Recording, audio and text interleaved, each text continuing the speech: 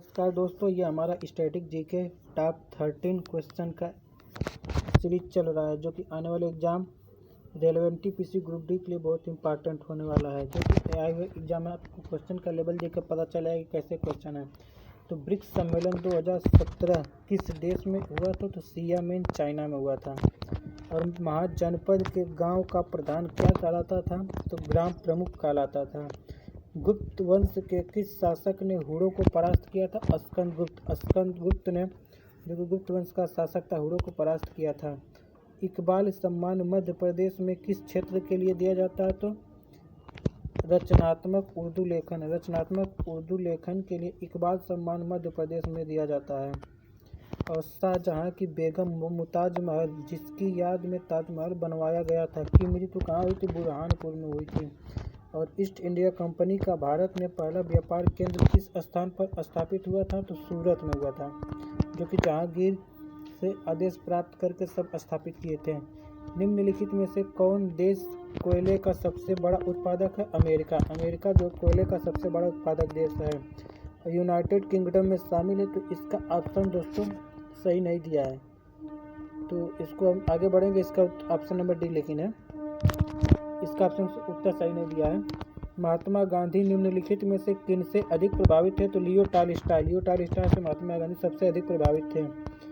और भारत में हरित क्रांति का श्रेय जिस विख्यात कृषि औद्योगिक विज्ञ को जाता, उसका नाम क्या है? तो वर्गीज कुरियन। यानी भारत में हरित क्रांति का जनक वर्गीज कुरियन को कहा जाता है। अगर विश्व में देखा है तो नॉर्मन बोरलॉग को कहा जाता है। केंद्रीय उत्पाद शुल्क दिवस कब मनाया? तो केंद्रीय उत्पाद शुल्क दिवस 24 फरवरी को मनाया जाता है। मलेरिया दिवस कब मनाया? तो मलेरिया दिवस 25 अगस्त को मनाया जाता है। 5 सितंबर किस दिवस में मनाया? तो 5 सितंबर को शिक्षक दिवस के रूप में मनाया जाता है। किस महापुरुष की जयंती राष्ट्रीय युवा दिवस के रूप में मनाया जाता है? तो स्वामी विवेकानंद का जयंती राष्ट्रीय युवा दिवस के रूप में मनाया जाता है। महात्मा गांधी ने सत्याग्रह क्रियाविधि सबसे पहले कहाँ प्रस्तुत की थी? तो चंपारण में। और गांधी इरविन समझौता किससे संबंधित? तो गांधी इरविन समझौता सविनय अवज्ञा आंदोलन से संबंधित है। बौद्ध ग्रंथ ललित विस्तार में कितनी लिपियों का उल्लेख है? तो 89 यानी 89 लिपियों का उल्लेख है बौद्ध ग्रंथ ललित विस्तार में। और केंद्रीय भारतीय भाषा संस्थान कहाँ है? तो केंद्रीय भारतीय भाषा संस्थान मैसूर में है। और फोर्ट विलियम कॉलेज कहाँ स्थित है? फोर्ट विलियम कॉलेज कोलकाता में स्थित है। दूरदर्शन की प्रथम समाचार वाचिका कौन थी? तो प्रतिमा पुरी दूरदर्शन की प्रथम समाचार वाचिका थी। राजस्थान स्थित जावर की खाने किस खनिज के लिए प्रसिद्ध है? तो जस्ता, यानी जावर की खाने जस्ता के लिए प्रसिद्ध है। राष्ट्रीय राजमार्ग 7 संख्या 7 कितने राज्यों से होकर गुजरती? तो एक कम, यानी 6 राज्यों से होकर गुजरती है। और निम्नलिखित में से कौन हिंदुस्तानी शास्त्रीय संगीत में सुविख्यात है? तो एम.एस. सुब्बालक्ष्मी जो है हिंदुस्तानी शास्त्रीय संगीत में सुविख्यात हैं। निम्नलिखित में से कौन से एक हिंदुस्तानी शास्त्रीय संगीत का गायक या गायिका है?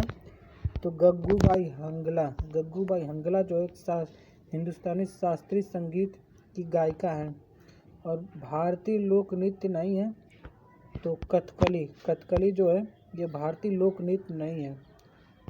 और भारत